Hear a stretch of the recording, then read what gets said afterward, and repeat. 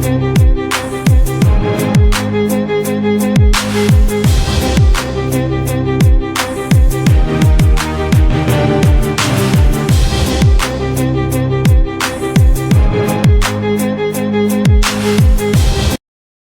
guys, what's going on? I'm Tim, he's Justin, back for another 30 Clubs MLB season preview. First of all, go check out the Jason Varitek video I made earlier about him retiring and why I believe him and Jorge Posada, who both retired this offseason, are not, I repeat, are not Hall of Famers.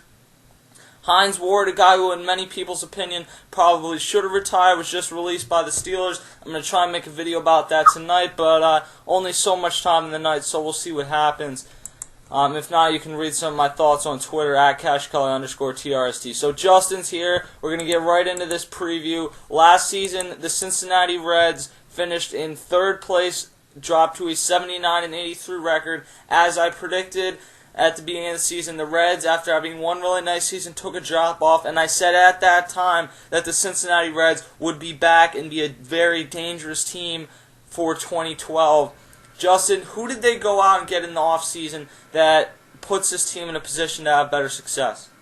Yeah, they got a great package of players, but they did give up some nice minor league potential all-star players in the minor leagues over to some other teams, but they got Matt Latos in a trade with the San Diego Padres. Padres got a nice package. You got Yasmani Grandal, Yonder Alonso, who has been the Cincinnati Reds, I think, #1 prospect over the past couple of seasons. You also got to go into their outfield. You got also some great an outfielder, power bat in the outfield, and Ryan Ludwig, who is still having it right now. He still has what it takes.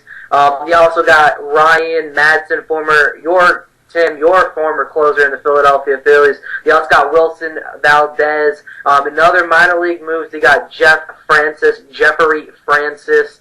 You got Brett Tomko, my favorite pitcher in the major leagues. Clay Zavada, former with the Arizona Diamondbacks, and Deoner Navarro. And Deoner Navarro is actually a pretty decent move. The guy's never panned out to be what they originally thought, but he was an all-star one year, so maybe he can make somewhat of an impact at some point this season. Let's go through the Reds lineup now. We'll start at catcher. Ryan Hanigan will be the starting catcher this season. In 91 games last year, he had .267 with 6 home runs and 31 RBIs. This is one of the positions on the field that the Reds are not necessarily strong at, but they have a pretty solid backup. Let me open this up real quick. My bad, guys. They have a pretty solid backup with Devin. My bad. Mr. Rocco. Yeah, Mr. Rocco. He is a top prospect. I've seen a lot, heard a lot about this guy. Dusty Baker has been reluctant to make him the official starting catcher, but if he shows what the Reds believe he can do, then eventually this season he will probably be the starting catcher. Last year in 18 games, 50 at-bats. Take this for what it's worth. He hit 180, but he had 2 home runs. I think that this is the future catcher for the Cincinnati Reds. Whether he's going to be that this year, I don't know, but he will play a decent role. I would expect him to play 60 or 70 games at the least. Yeah, Ryan Hanigan. Well, we'll start off with Ryan Hanigan. Ryan Hanigan does not give you too much pop. He'll get you home runs time to time, but you really get a nice solid average out of Hanigan. So he plays great defensive baseball. You can never go wrong with having Ryan Hanigan as your catcher. But when you go over to Devin Mesoraco, he has been in their minor league system. Last year was when he actually got into the majors. In 18 games, with Tim already pretty much covered, 2 home runs, 6 RBIs with a 180 average. He's going to be the official backup to Ryan Hanigan. It's a pretty solid backup, and I just can't wait to see this guy because this Reds has a really talented minor league system, and they really train these guys very well.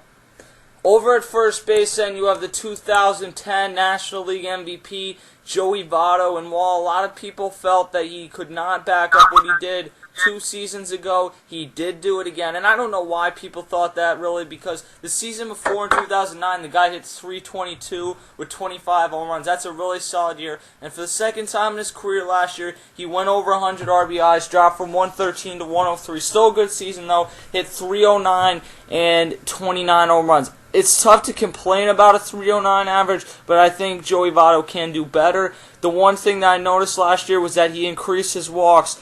His previous career high was 91, and then last year went up to 110.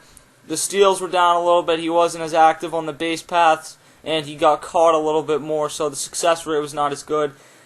I think Joey Votto overall is one of the top 5 or 10 hitters in the game right now. Absolutely. There's nothing really you have to have much of a problem with Joey Votto. Last year was just a down year for the whole Reds team compared to their 2010 campaign. And I think Joey Votto's going to come back into this season. I really have a repeat from what he did in 2010. So he is a top 5 hitter in the MLB right now, hands down. This guy really has it. This guy can hit you close to 40 home runs, as you can see in 2010. And this year, I had this guy hitting 40 home runs, like solid 40 home run season.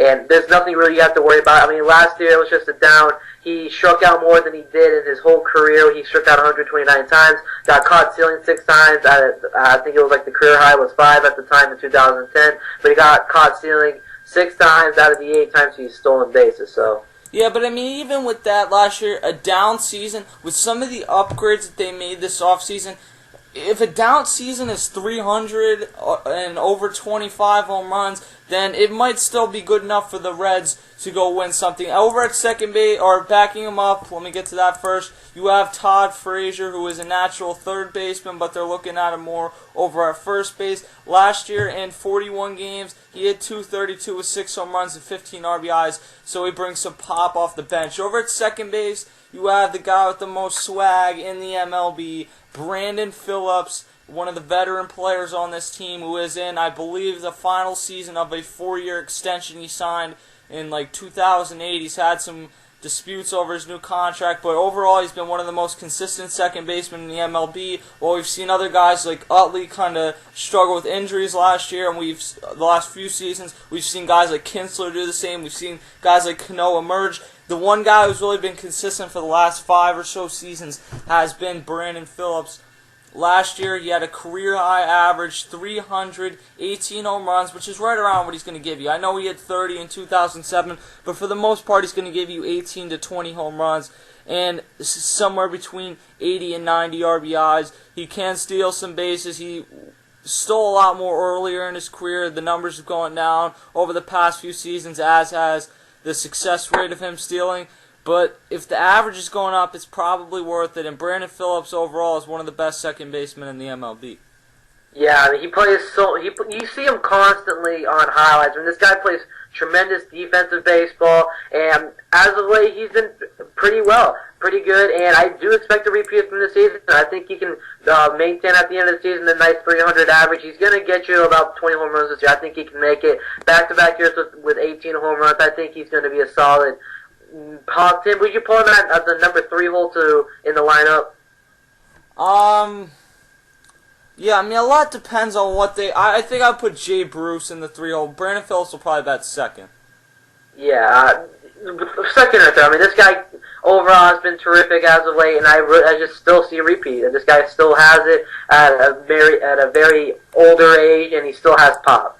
Yeah, I mean, he's still only like 33, so he's not too old. Wilson Valdez then backing him up at second base. Valdez spent the last 2 seasons with the Phillies, so I got to go look at him. I know the numbers on the page don't jump out at you, but what I can tell you is that he's a very incredible fielder. Let's be honest. This guy has a cannon. He is probably I'm not exaggerating this at all. This guy has the strongest arm for a shortstop that you will probably ever see in the MLB. He's not a power hitter or will give you very few home runs, but when he gets streaky, he can be a nice hitter and he can be a decent bat off the bench for the most part. And I think that he could end up maybe getting a starting position if things don't work out with Cozart at short or Scott Rowland has trouble staying healthy, which has happened before.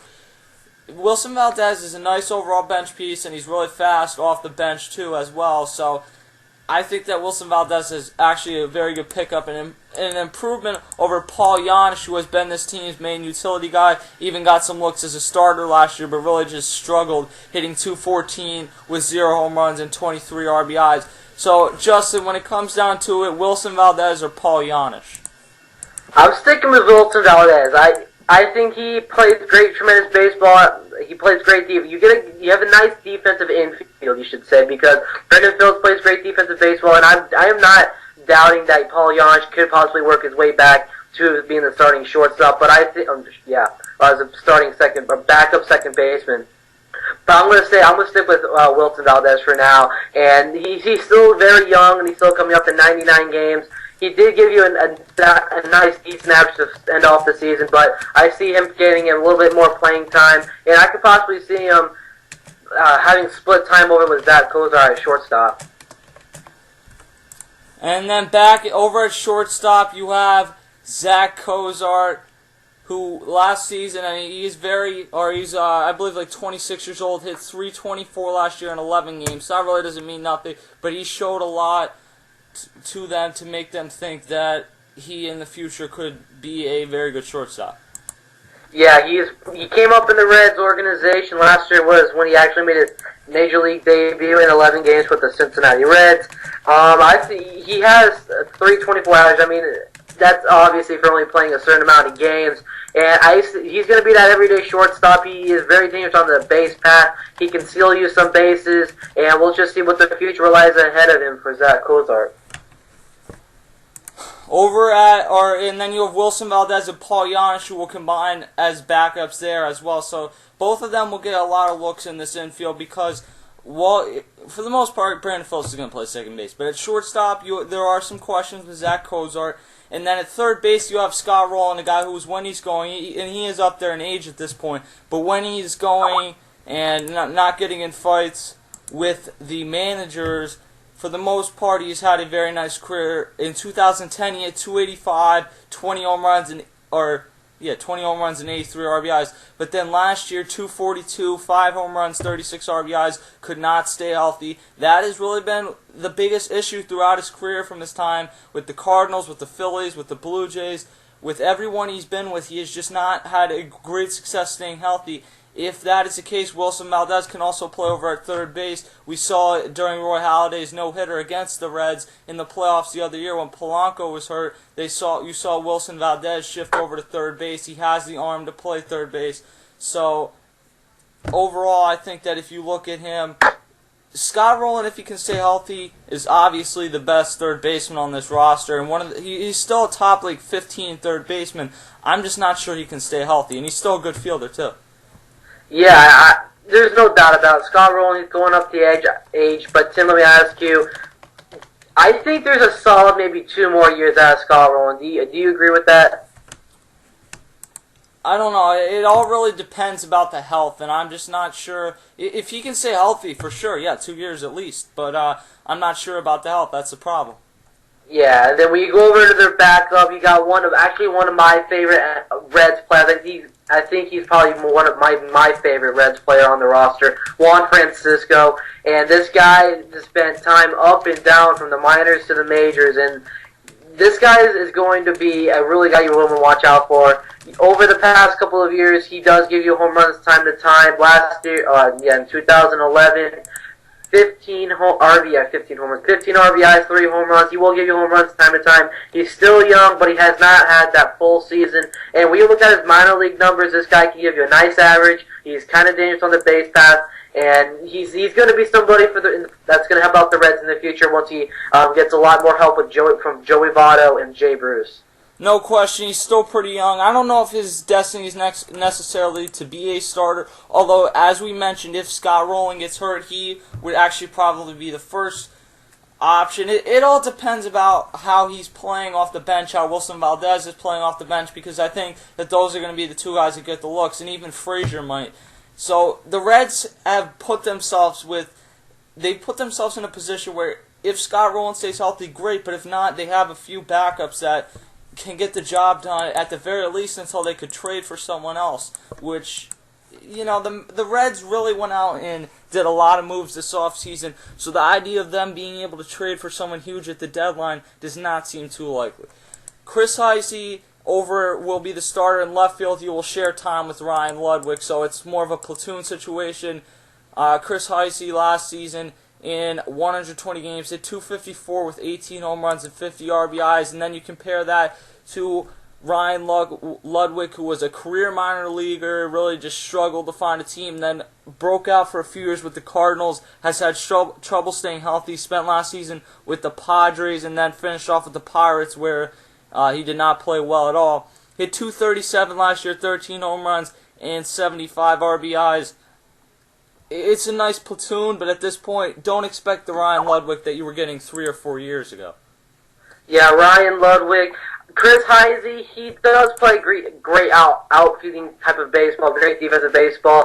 Ryan Ludwig, he can give you some time to time. I'm not saying he's not going to show up on a lot of highlights, hitting a lot of home runs, hitting a lot of long balls, but he will get you home runs at time to time. He's a very productive type of power hitter where if somebody's in scoring position, he can give you the power to get the ball deep into the outfield and try to get a run in or so. He is very dependable at times, but not 150% of the time.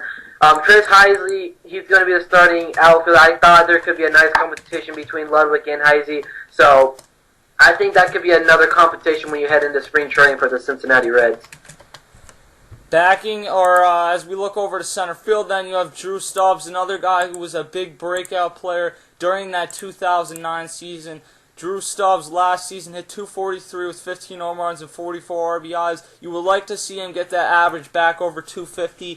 The tops he's probably going to hit is about .255, but in 2010 he hit .255 with 22 home runs and 77 RBIs, stole 30 bases, and the one improvement he made last year was that he got up to 40 bases. He also got caught stealing more times, so pick your poison there kind of. But you would like to see him get closer to that 2010 season where he hit over .250 and he hit a few more home runs. Yeah, I can see a repeat of Drew Stubbs last year.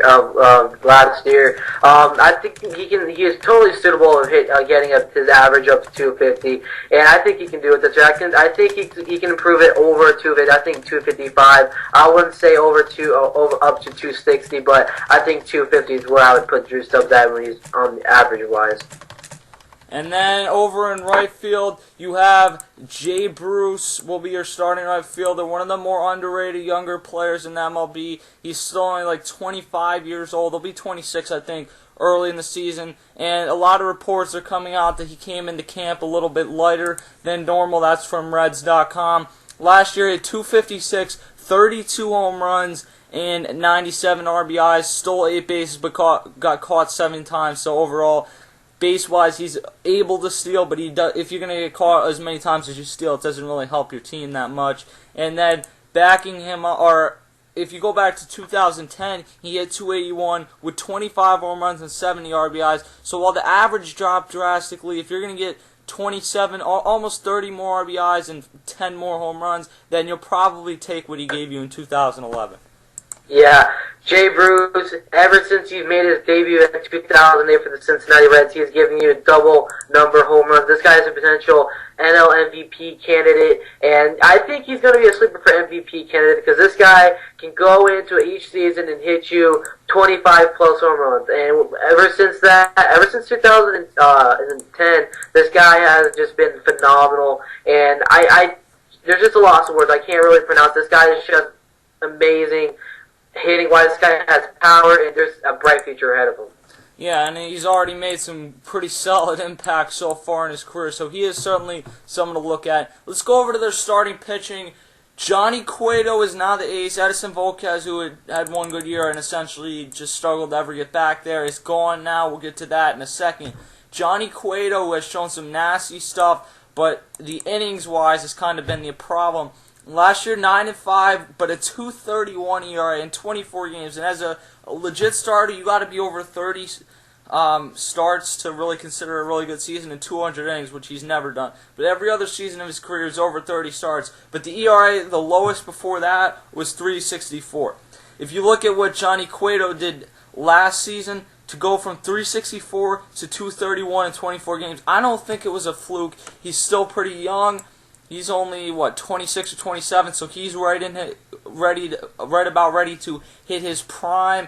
You want to see the innings up, but if you can get an ERA under 3, he's a really solid ace and a guy that, with Latos, is going to provide a solid 1-2 punch. Yeah, it's a solid 1-2 punch, man. I agree with you 100% here. But last year was a down year for Cueto. I mean, every single year, well, ever since 2008 where he came into the majors, he had a down year in 2000, and they revamped and tried to improve in 2009. And ever since then, I mean, this was a better year ERA-wise, but it was only in those 24 games. On average, this guy has appeared in 30 games, and I can see him coming into the season, because he's got a lot of weight on his arms this year. He's coming back from injury. Edison Volquez is not there. I know those two are buddy, and with no Edison Volquez there to like give him some like help or anything. He has so much weight on his shoulders, and he has a lot of pressure going into the season with having them be the ace of the squad. Yeah, but I don't know how much pressure he really does have, because this is a rotation that actually has pretty solid depth now. Matt Latos, one of the most underrated pitchers in the game, they acquired in offseason. What you're going to see is his ERA is going to go up, because moving from Petco to Great American Ballpark, you're going to give up a few more home runs. But if you can get anywhere near 14-10 with a 2.92 ERA, which he gave you in 2010, last year he was 9-14 with a 3.47 ERA. To me, this is a deal that it's either going to really work out or it's really not. But I have him as a sleeper for my Cy Young, because he's still only 24 years old, and I think he can be one of the best pitchers in baseball, and because he put up the Padres, not a lot of people got a chance to see him. But in an off year last year, he had a 3.47 ERA. As I said, that ERA is going to go back up, or is going to go up moving to into Great American Ballpark. But if he's moving there, but he doesn't have as bad a season as he did last year, and he still didn't have a terrible season last year. He threw almost 200 innings. If he can have closer to 2010 season, have an ERA around 3.10, wins 17 games, then he is a really solid number 2. If not, then you're right, there is a lot of pressure on Edison Volk or Johnny Cueto. Yeah. Now, Matt, we go over to Matt Latos. Last year was a down year. Wasn't it last year where he like sneezed and he got injured his arm or some shit like that, Tim? I don't know. I mean, I've seen a lot of people do. I've heard about a lot of people doing that. I'm not sure exactly if that was last year or the year before. I believe it was last year. I see this guy having. He's been in the National League. He knows a lot of these National League teams. Constantly he plays against them, and I don't really see that big of a problem. I know last year was not the greatest season in Matt Latos' young career. Only in 3 years he's been in the majors, but I really think him coming to the Cincinnati Reds, I think he's not going to have a hard time getting comfortable in. He's just going to come straight to work, and I think he could possibly be the ace of the Reds for years to come. There's a lot to learn. This guy's also a great pitcher. If he works out, then you have a great 1-2 punch for years to come, too. So let's go to number 3, where there are a lot of questions with 35-year-old Bronson Arroyo. And 35 sounds old, but for most pitchers, you can go to like 36, and then you start to fall off 36. Some guys 37, depending on what type of shape you're in. And Bronson Arroyo has been a guy that has given you 200 innings for 5 years. Since 2005 to 2010, he gave you 200 innings, one of those years with the Red Sox. And then last year he gave you 199. So he stays healthy. The problem is he is not a guy that you know what you're going to get. Because if you get Bronson Arroyo that goes 17-10 with an ERA close to 4, but not quite at 4, then that's the solid Bronson Arroyo. He's not a great pitcher, but he'll give you a lot of innings, and that's really what you need out of him. But if you if you get the Bronson Arroyo last year that went 9-12 with a 5.07 ERA, then you're paying this guy too much money to be doing that. Yeah, you're only pretty much going to get solid innings out of him at time to time, and Bronson Arroyo, he's just been sketchy to me for some time now. I mean, when you look at it, think about this. Okay, 1 year Bronson Arroyo will have an okay season, and then the next year he does not perform well. I mean, it's just an on and off type of years with Bronson Arroyo. I don't know. I have this guy as a big trade candidate for the Cincinnati Reds, and I do have this feeling that Aroldis Chapman is going to be placed in this rotation sometime this year, and I could see Bronson Arroyo out of Cincinnati. I mean, there's just so many questions for Bronson Arroyo, man. Well, the problem is you're going to have to get a lot of production out of those bottom 2 guys, because if Homer Bailey and Mike Leake don't perform, then you're not going to get rid of Bronson Arroyo no matter how badly he's doing, because you can't just put Chapman in there, and Chapman's going to be an experiment whenever they do decide to put him in the rotation. We'll get to that, though. I know there's some rumors that Chapman's going to start down at AAA for the season, but we'll get to that here in a minute. Homer Bailey will be at the number 4 spot. Here's a guy who had a lot of expectations they had a lot of expectations when he came up. They kind of rushed him to the MLB. He's still really young, only 26 years old. The thing about him is the ERA has been solid around 4.50 the last few years, and that's just not good enough for an MLB pitcher. At the number 4 spot, it's not awful if you have an ERA a little bit over 4. It's not really good, but if you can get the ERA down closer to 4, then that's pretty solid for a number 4 starter. But unfortunately, Homer Bailey's career so far, and I'm not saying it won't end up being good, but it hasn't gone the way that they planned and it was expected to.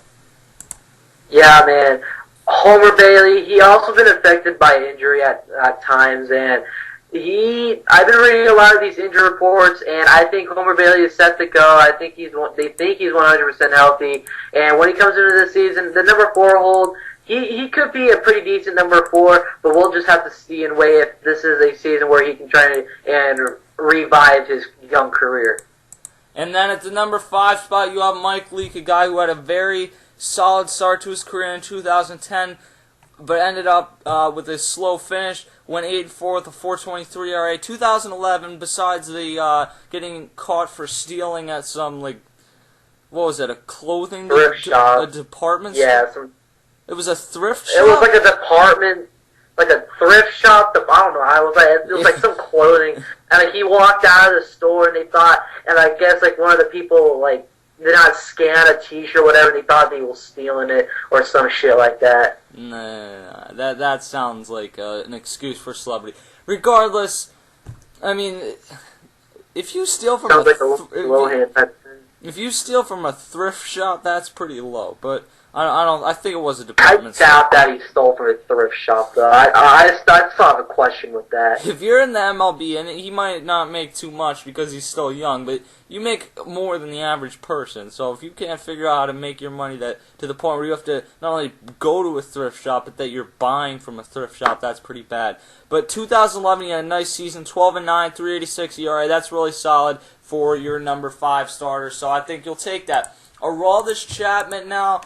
Here's a curious case of a guy who a few years ago, the Cuban Missile, and right now the Reds are not exactly sure where his career is going to go. Much like the Rangers were a year ago with Natali Felice, they kept him at that closer's position. Now, the Reds did go get a closer, but Ryan Madson only signed a 1-year deal. And we'll talk more about Ryan Madson in a minute. From what I've seen from Aroldis Chapman, I got to tell you, I think he could be a lockdown closer, but one of the things that makes him so good is how hard he can throw the ball. I mean, we've seen 105, I think, which is an MLB record. You're not going to be doing that if you're a starting pitcher because you'll burn out by like the 4th inning, which you can't do if you're a starting pitcher. He makes a lot of money, so to continue to have him as a middle reliever probably does not make sense. So if they send him to AAA to start the season, it's because they want to get his arm out of reliever mode and get him used to pitching 6 or 7 innings a game rather than pitching 3 or 4 times in 6 or 7 games. So I think that he would best be served eventually as being a closer, so making him a setup man to me would make the most sense because you have Madson at least for this year. I don't know. I mean, I think if they give him a try at start or whatever, he's 23 years old. The problem is, if you can really get this guy going this year, he could be a very valuable weapon against teams like the Phillies in the National League who have a lot of left-handed hitters, and he could really help to slow down a lot of those big-time hitters. I mean, if you bring him in against the Diamondbacks, against Paul Goldschmidt or one of the big left-handed hitters they have, someone like that. Paul Goldschmidt's left-handed, right? I'm actually not really too sure on that. Well, whatever. Pretend he is if he's not. If you bring him in against one of the big left-handed hitters on one of these... Like Jay Upton and Chris Young. Yeah, they're right-handed. But if you bring him in against one of the left-handed hitters on one of these teams, he could be a very valuable weapon, especially if it's one of the veteran guys who doesn't have the bat speed they did anymore, because a lot of guys are not going to be hitting 100-mile-an-hour fastballs. What we've seen sometimes out of him is that he throws the fastball too much, that he almost gets like relying on it when he has some other pitches, and eventually major league hitters are going to hit an 100-mile-an-hour fastball because you're not going to throw 105 4 or 5 pitches in a row. Tim, I'm going to have to disagree with you with him being the closer. I think this guy has what it takes to be a 15-game starting pitcher in the future. I mean, this guy is still young. I don't really see him being a bullpen guy. This guy is going to be a smack dab, solid pitcher. This guy, there's just 100 miles an hour in a game. It's insane. I mean, this guy really made an impact in his MLB debut, and I just can't wait until see this guy starts being on TV maybe opening day, maybe if he gets that shot in the way future. But right now, I can see him starting the season down in AAA, but I don't see him being in the bullpen at all. I mean, this guy is made. I can understand him being starting the season down in AAA to get ready and to start that every other fifth day or whatever the hell he wants to pitch. Starter, I can see him pitching a solid 5 or 6 inning type of game every time he's up to pitch. So the bullpen doesn't seem too likely if you're using a Aroldis Chapman the right way. Oh, for me, I think it does because 5 or 6 innings really isn't great, but bringing in a closer that can throw 105 miles an hour, I would compare him to what Billy Wagner used to be, or one of those type of closers that you just bring in and he throws straight fastballs every time. It mixes in a few other pitches and ends up being nasty. He's got some work to do, but I think that's why I think it's always a good idea to I'm not against him putting down in AAA. I mean, he has spent time down in AAA. I think he spent a minor time down in AA. So it's always good to build up your bullpen type pitches down in AAA, and let's just see how well Aroldis Chapman can do. I think he's going to have a repeat from last year. I think he'll 50 solid innings. It depends on how much time they plan on putting him down there, though. And then let's look over at the final piece, the bullpen. We'll start with Sam LeCure, a guy who we had on this show. Very nice guy. One of the nicer MLB players we've ever talked to. Last season, in 43 appearances, he went 2-1 with a 3.71 ERA, so he is a very nice middle reliever. Justin, what do you think about Sam LeCure? I think Sam LeCure, he's going to be serving not as a late reliever. He's going to be right in the middle and possibly an early reliever in case one of the pitchers do not had a bad outing. Sam LeCure, he's coming out of Texas, and this guy I think he has a bright career in front of him. I think he's only been in the season, in the majors for the past 2 years, and the future is bright for him, man. And then we'll look at Nick Massett. Last season, Nick Massett went 3-6 with a 3.71 ERA, another 3.71 ERA in 75 games. So that is pretty much good enough. He will be your setup man. You'd like to see him get that ERA down a little bit closer to the 2.30. They also have Sean Marshall. So. Yeah, you're gonna have two setup men. But in 2009 he went 5-1, 2.37 ERA. He's gonna give you a lot of games over 75 innings, so he is a solid reliever. And then you also do have Sean Marshall, who last season did a very nice job in almost 80 games. He went 6-6 with a 2.26 ERA. Struggled earlier in his career. They tried to make him a starter when he was with the Cubs, and as he kind of left there, they realized this guy's not a starter. This guy's a reliever, and continued to make a progression as a reliever. And then this offseason, they traded for him. They traded guys like Travis Wood over there for Sean Marshall, and he should be another nice piece for them in the bullpen this year. And then at closer, you have Ryan Madson, a guy who was an elite setup man for a long time, could never really figure out being a closer, though. For whatever reason, he had problems in the 9th inning. And then last year, when he got his chance, when Brad Lidge and Jose Contreras went down, he ended up having a very solid season, 32 of 34, 2.37 ERA, signed a 1-year, $8 million deal, and I think that this is a nice pickup for the Reds. Yeah, I really like both of these moves, Sean Marshall and Ryan Madson coming over. No more the old Francisco Cordero. I think this team is trying to get younger and try to extend Madson at the end of the year if things do work out. I don't have much of a problem with Ryan Madson. I think he's going to be a solid closer. He was a solid closer for the Philadelphia Phillies, so I don't see too much of a problem there. Sean Marshall, last year, almost in 80 games, like you said, you pretty much covered that. I mean, both of these pickups were really nice. He got a nice setup man. He also got a nice late inning reliever in Nick Madson. I mean, he wasn't a requirement, but he is a nice late inning type of reliever. And overall, Justin, what do you see happening with the Reds this season? Dude, I think this is a year. I think it's going to be a big competition, first off. I think with the two power bats, Fielder and Albert Pujols not being in the formerly respective teams, the Cardinals and the Brewers, I think the Reds are going to... It's going to be competition because I know both teams do have pop. I know the Brewers have Braun, who's coming back after all the steroid allegations and shit like that. And then you also got Carlos Beltran and a bunch of those. There's still some names. Yadier Molina on the Cardinals. I think the Reds are going to take this division. I think they're going to end up in first place. I think it's going to be close. I'm not saying the Reds are going to take it by a landslide. I'm going to say it's going to come down to about 3 games. The Reds will take this division. I don't know. I mean, a few weeks ago I was thinking, yeah, this is the Reds' division. And I still think that the Reds will win the division. Don't get me wrong. And I might be thinking differently in a month because the Brewers have grown on me. I've realized they're going to have, no matter how it's happening, they're going to have Ryan Braun the entire season. Having him the entire season, getting Zach Greinke back into form, which he wasn't in last year, having a Ramos Ramirez there, isn't Prince Fielder, but it's still a pretty nice piece. I think that the Brewers are going to be a pretty solid contender again this season. And then the Cardinals, I think people are trying a little bit too hard to make them.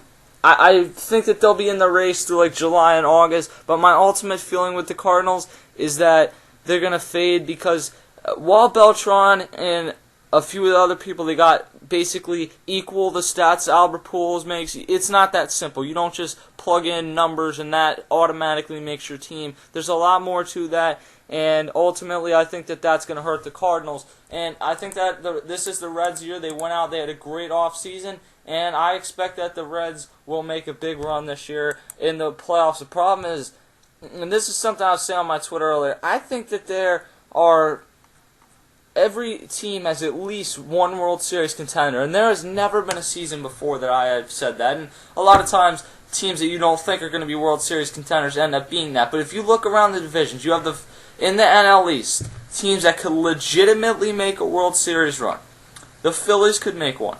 The Marlins could make one. The Braves could make one. There's some people, I'm not one of them, I think that they're a couple years off, that think the Nationals can make one. If you go to the NL Central, you have the Reds could make one. And then there's people that think the Brewers and the Cardinals can make one. Over in the West Division, you have the Diamondbacks could make one. The Giants could make one. And people are sleeping on the Rockies a little bit, but I don't think they're a World Series contender. In the American League, you have in the AL East 3 teams that are probably the best 3 teams in baseball.